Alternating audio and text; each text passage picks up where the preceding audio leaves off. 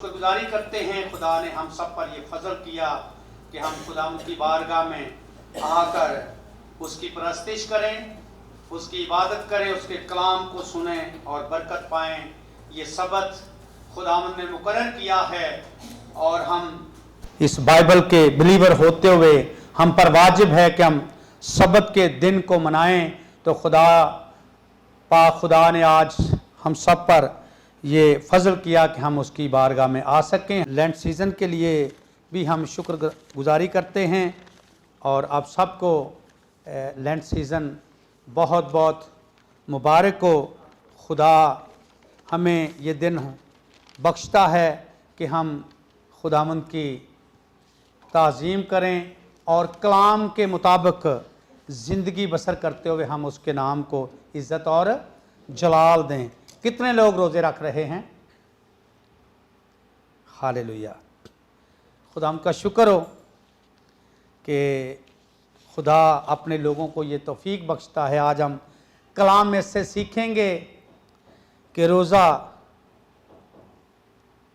कहाँ से आया, कहाँ कहाँ ये लिखा गया है रोज़े के बारे में, और किन लोगों को रोज़ा रखना चाहिए, किसने ये तालीम दी, और खुदा के बेटे यीशु मसीह के पैरोकार होते हुए हमें क्यों ये लाजिम करना है। हालेलुया। मेरे साथ कलाम मुकद्दस में से खोलिए यूना की किताब। ये अंबिया असगर की जो किताबें हैं उनमें से एक है। मीका से पहले यूना की किताब, उसका 3 बाब 5वीं आयत से लेकर 10वीं आयत के इख्तिताम तक मैं आप सबके सामने पढ़ना चाहता हूँ। जिनके पास खुदा का कलाम है वो ज़रूर मेरे साथ खोलें। मैं हवाला दोबारा रिपीट करता हूँ। यूना की किताब, उसका 3 बाब 5वीं आयत से लेकर 10वीं आयत के इख्तिताम तक खुदा के खूबसूरत कलाम में यूं दर्ज है। तब नीनवा के बाशिंदों ने खुदा पर ईमान लाकर रोज़े की मुनादी की और अदना वाला सब ने टाट ओढ़ा। और ये खबर नीनवा के बादशाह को पहुंची और वो अपने तख्त पर से उठा और बादशाही लिबास को उतार डाला और टाट ओढ़कर राख पर बैठ गया।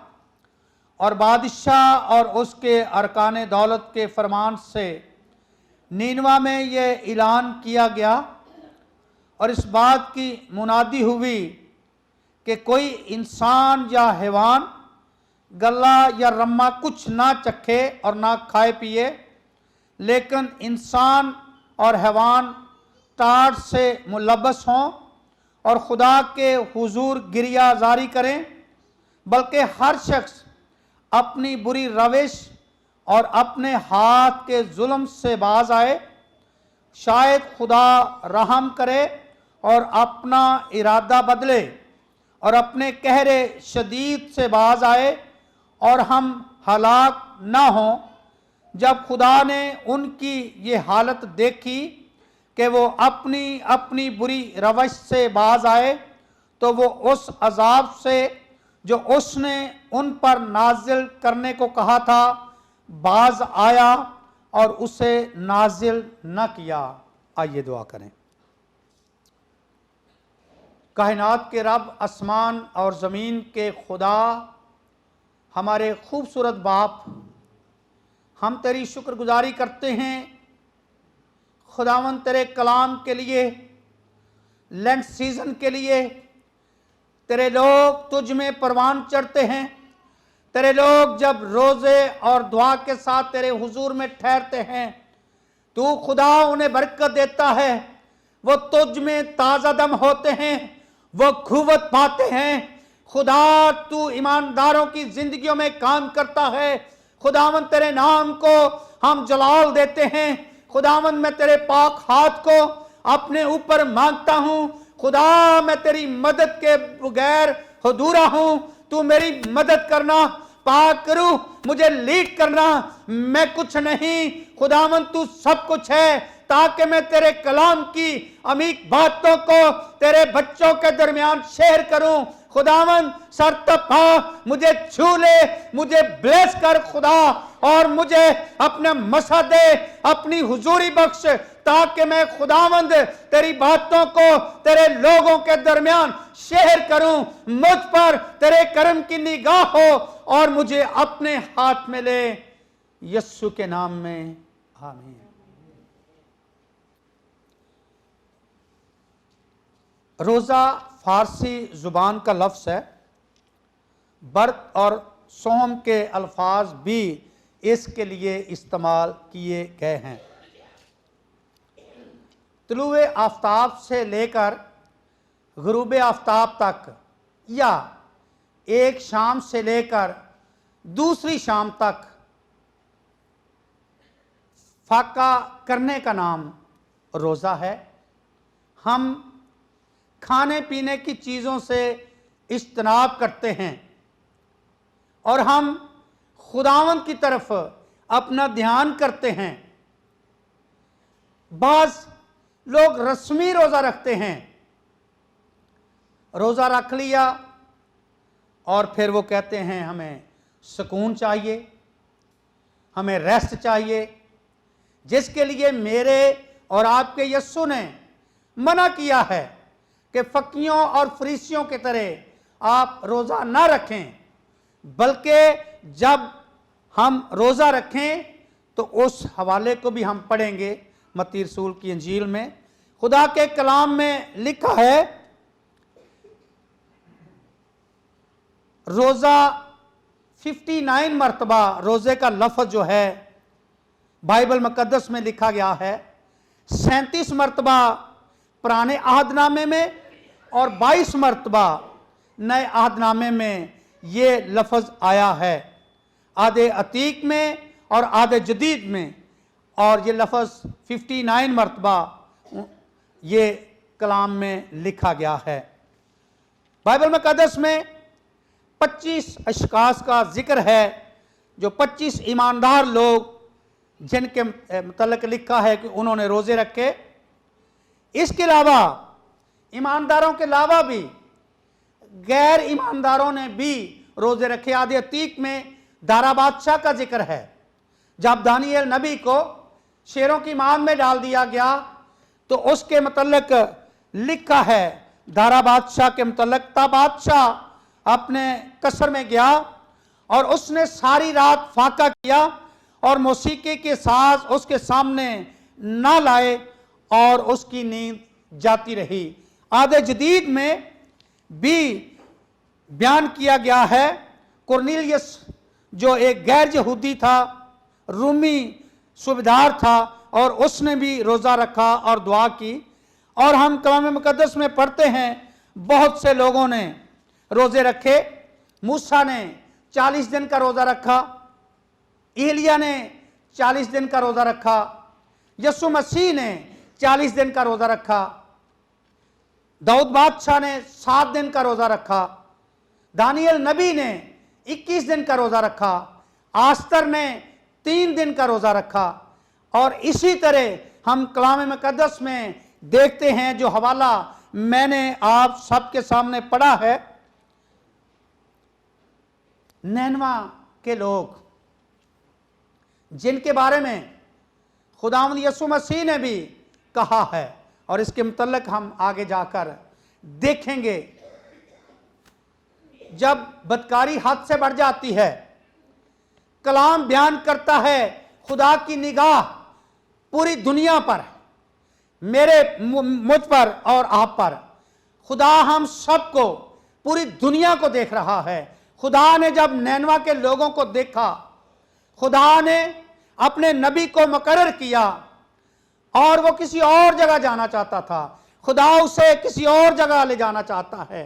बाज़-औक़ात ईमानदार होते हुए, हम खादिम होते हुए, हम खिदमत में रहते हुए अपनी सम्मत को तब्दील कर लेते हैं, खुदा किसी और तरफ लेकर जाना चाहता है। हम किसी और तरफ जाना चाहते हैं, खुदा किसी और तरफ ले जाना चाहता है। हम अपना रुख मोड़ लेते हैं, अपनी सम्मत बदल लेते हैं। हम खुदा के इरादे को, खुदा के मकसद को पूरा नहीं करते और हम अपनी मर्जी पर चलते हैं। लेकिन मैं आपको यह बताना चाहता हूं मेरे भाइयों और मेरी बहनों, खुदा मेरी और आपकी फिक्र करता है और वह मुझे और आपको अपने जलाल के लिए इस्तेमाल करता है। जिसको उसने चुना है, मुकर्रर किया है, वो उसे इस्तेमाल भी कर सकता है। हम जितने मर्जी हीले बहाने बनाएं, खुदा आपको एक दिन लाकर खड़ा कर देगा। जिसकी जिंदगी में बुलावा है, जिसकी जिंदगी में बुलाहट है, जिसकी जिंदगी में खुदा काम कर रहा है और खुदा चाहता है कि वो उसके जलाल के लिए इस्तेमाल हो, तो फिर हम जितने मर्जी हीले बहाने बनाएं, खुदा आपको ला खड़ा करेगा। कलाम बयान करता है, जो हवाला मैंने आपके सामने पढ़ा, नीनवा के लोगों की तरफ खुदा ने जब देखा तो बदकारी हद से बढ़ गई, तो खुदा ने अपने लोगों को मुकर्रर किया, अपने खादिम को मुकर्रर किया कि वो जाए और जाकर वहां मुनादी करे। वो किसी और तरफ जा रहा था। खुदा के प्लान और हैं, इंसान के प्लान और हैं। खुदा कुछ और करना चाहता है, इंसान होते हुए हम कुछ और करना चाहते हैं। लेकिन खुदा मेरे और आपके लिए, अगर हम ये समझते हैं, यूना ने ये समझा कि बड़ा मुश्किल है, मैं इतना सफर करके कैसे जाऊंगा, मैं कैसे उनको जाकर बताऊंगा। खुदा आपके लिए इंतजाम करता है, खुदा आपके लिए वसाइल मुहैया करता है, खुदा आपकी ज़रूरत को पूरा करता है। कलाम में लिखा है, खुदा ने मछली को मुकर्रर किया, दरख्त उसके ताबे हैं, पहाड़ उसके ताबे हैं, समंदर उसके ताबे है। जब बहरे कुलज़म में से बनी इस्राएल कौम गुजर रही थी, तो कलाम बयान करता है कि जब मूसा ने अपनी लाठी समुंदर के ऊपर बढ़ाई तो 2 हिस्से पानी हो गया। कलाम मुकद्दस में ऐसी ऐसी बातें लिखी हैं, ईमानदार जब उनको पढ़ते हैं तो हमें तकवीयत मिलती है। मछली को खुदा ने मुकर्रर किया हुआ था यूना के लिए कि वो वहां से उठाए और उसे नीनवा के पास जाकर पहुंचा दे। जब मैं और आप खुदावंद के काम से भागते हैं, खुदा की खिदमत से भागते हैं, तो मेरे अजीज़ों, खुदा सज़ा भी देता है और फिर आप ही से काम भी वो ले सकता है और लेता है। यूना ने बार बार आगे पीछे जाने की कोशिश की, लेकिन खुदा ने मछली को मुकर्रर किया। और कलाम मुकद्दस में लिखा है कि जब उसने आकर मुनादी की, तो लिखा है, तब नीनवा के बाशिंदों ने खुदा पर ईमान लाकर रोज़े की मुनादी की और अदना वाला सब ने टाट ओढ़ा। और ये खबर नीनवा के बादशाह को पहुंची और वह अपने तख्त पर से उठा और बादशाही लिबास को उतार डाला और टाट ओढ़ कर राख पर बैठ गया।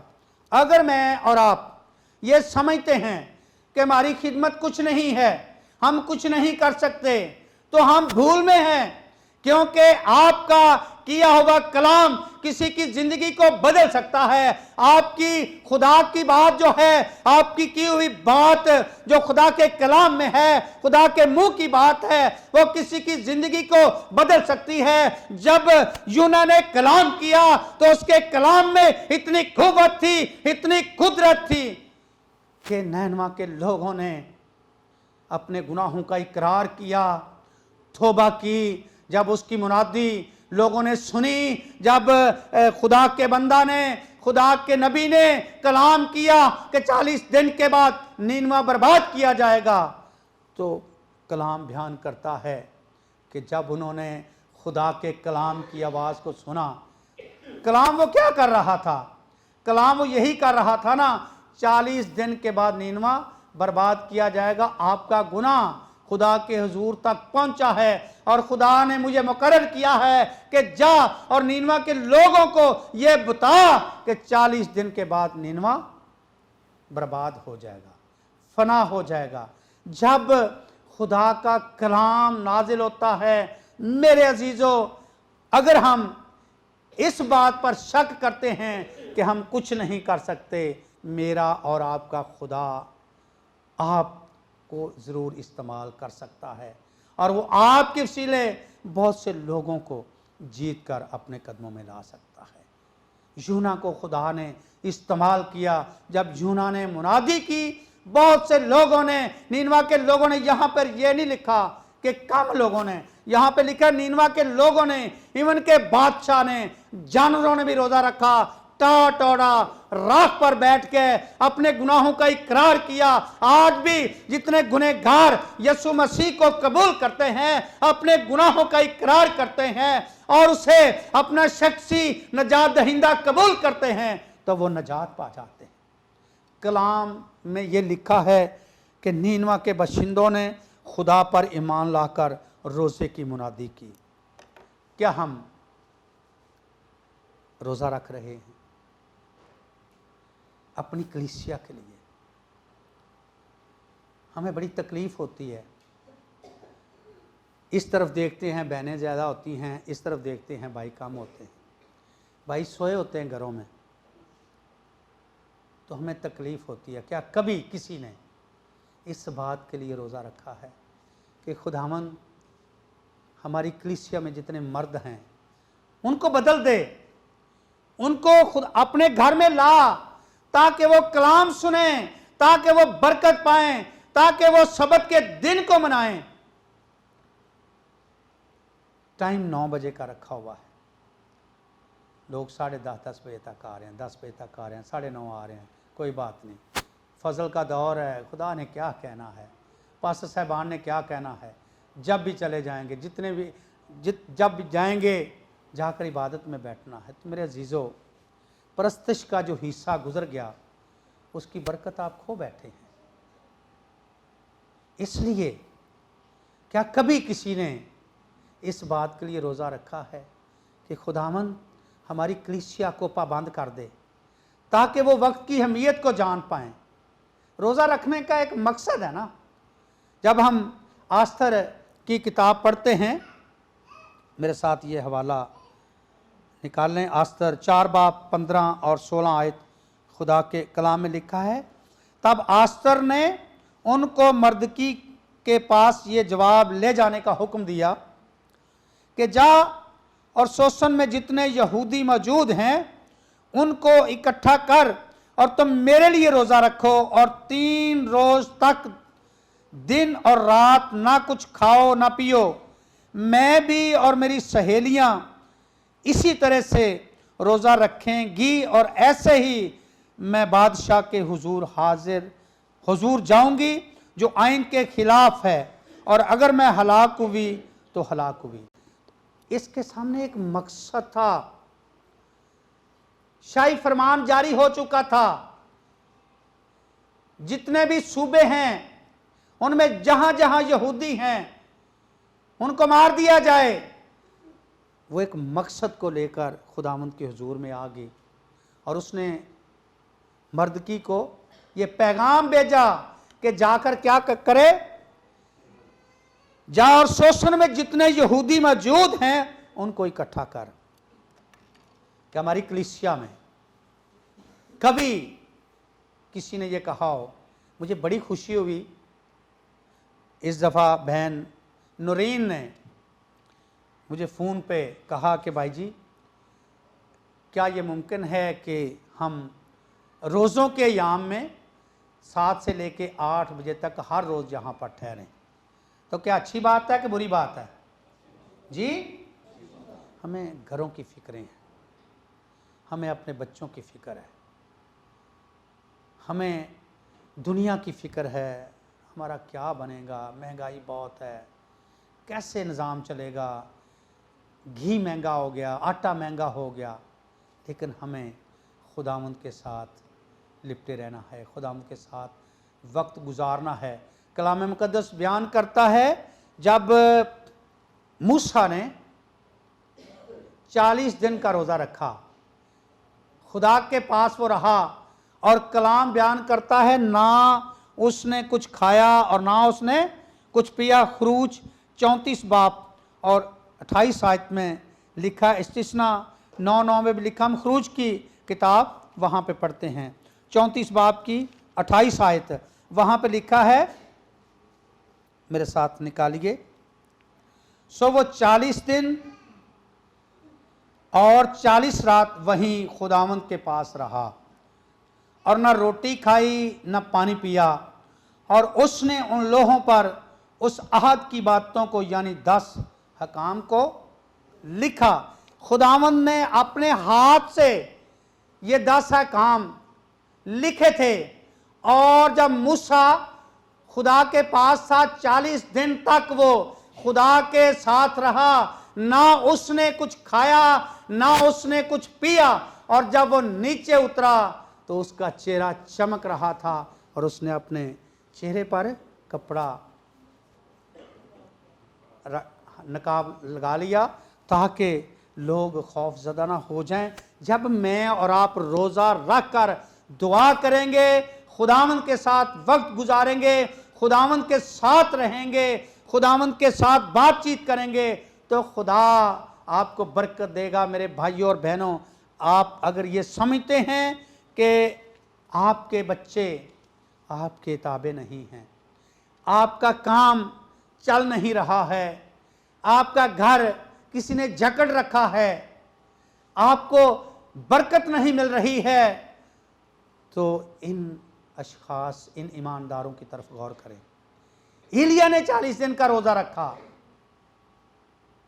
दानियल ने 21 दिन का रोजा रखा, और वो खुदावंद के हुजूर में खड़ा रहा। मुझे और आपको अपनी कौम के लिए, मसीह लोगों के लिए, हमारे घरानों के लिए, इस चर्च के लिए, मिनिस्ट्रीज के लिए रोजा रखने की जरूरत है।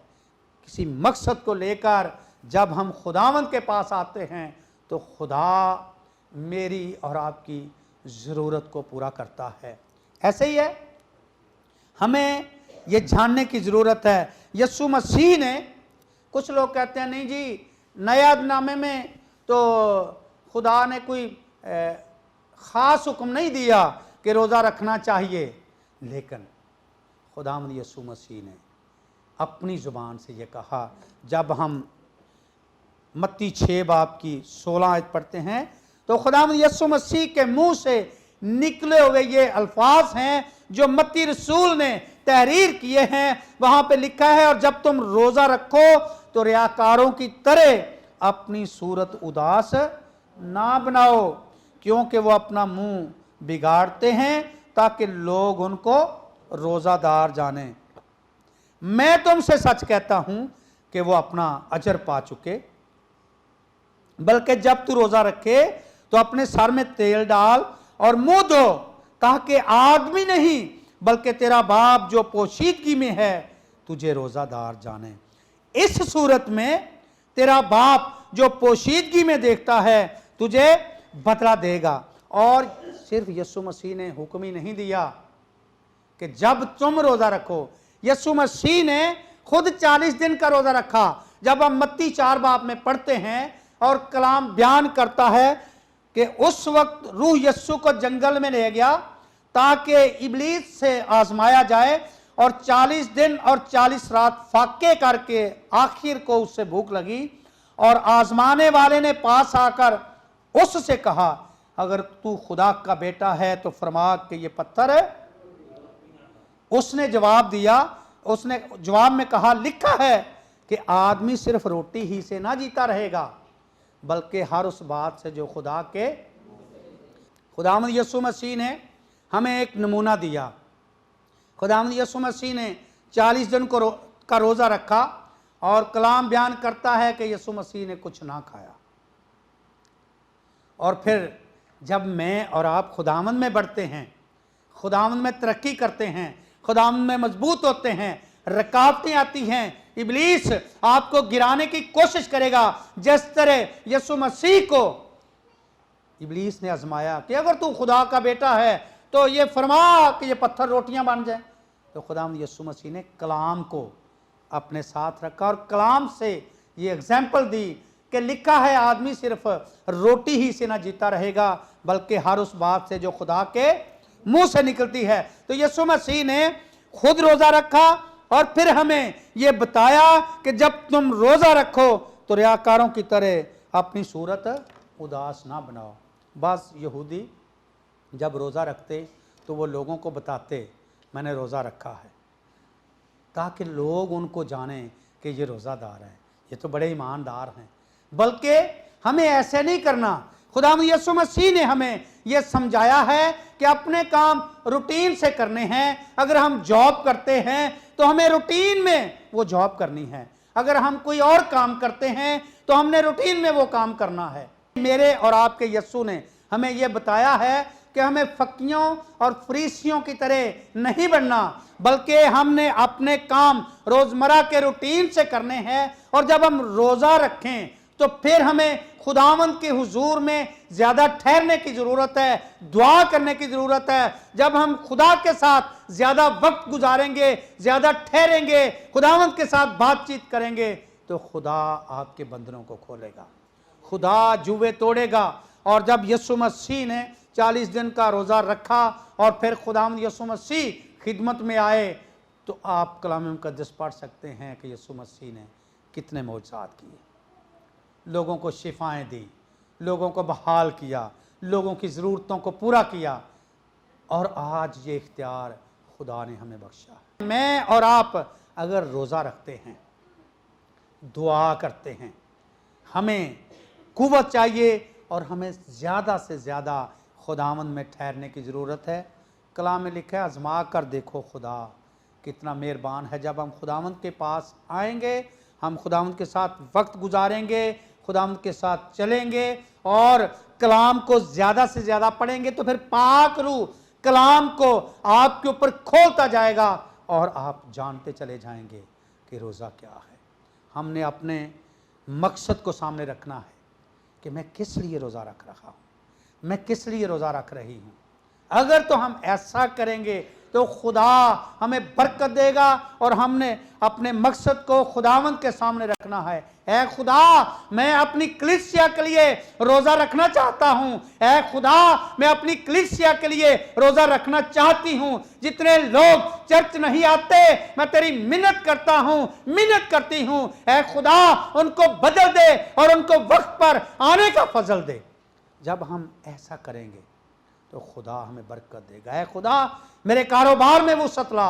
ऐ खुदा, मेरे घर की जरूरतें पूरी नहीं होती, खुदा अपना फजल कर। ऐ खुदा, मेरे बच्चे नाफरमान हैं और मेरी दुआ है कि मेरे बच्चे ताबेदार हो जाएं, फरमाबरदार बन जाएं। तो खुदा फिर ऐसा करेगा, क्योंकि जब हम रोज़े और दुआ के साथ खुदावंद के साथ वक्त गुजारेंगे तो खुदा हमें ब्लेस करेगा। हमें जानने की ज़रूरत है, क्या मैं और आप ऐसा कर रहे हैं?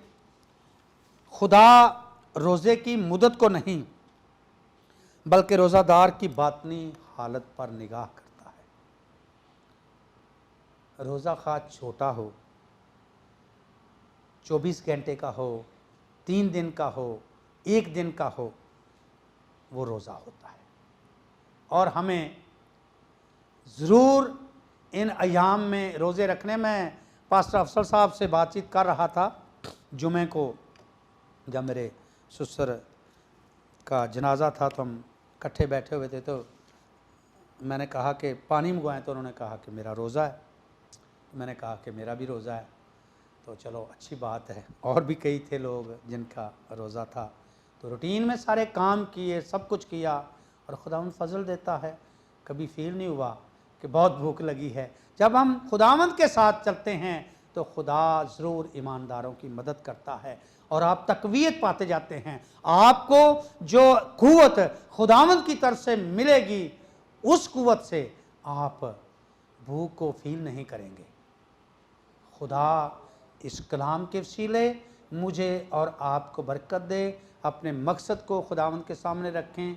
आप जो भी मकसद खुदावंद के सामने लेकर आएंगे और फिर रोज़ा रखेंगे, दुआ करेंगे, तो खुदा उस मकसद को पूरा करेगा।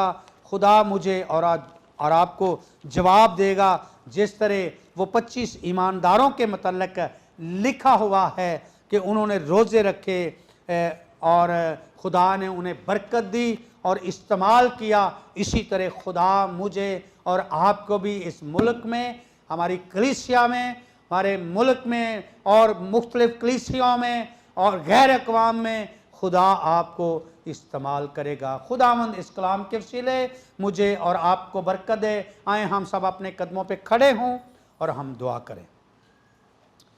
थोड़ी देर के लिए हम सोचें, अगर आप ये समझते हैं कि मैं रोज़ा रख नहीं सकती, मैं खुराक के बगैर ज़िंदा नहीं रह सकती, तो खुदावंद से मदद मांगें। खुदावंद मेरी और आपकी मदद करने वाला खुदा है। वो कादिर मुतलक खुदा है।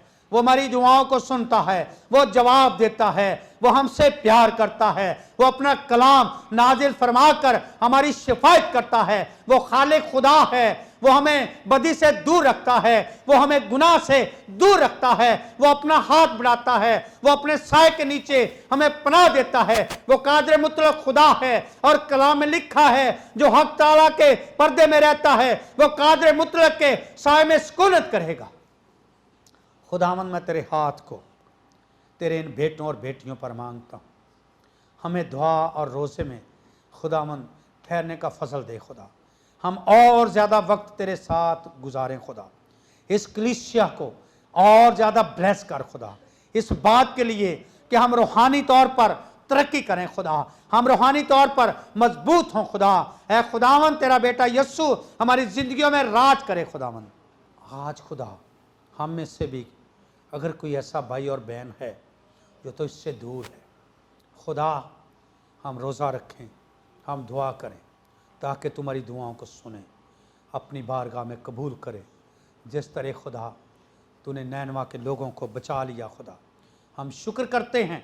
तो आज भी अपनी निगाह गुनहगारों पर करता है खुदा, और तू चाहता है हर फर्द बशर तौबा करे, तौबा के मुआफिक फल लाए। गुनाह की मजदूरी मौत है, जो जान गुनाह करती है वो मरेगी। यीशु मसीह इसलिए आया कि लोग जिंदगी पाएं और कसरत की जिंदगी।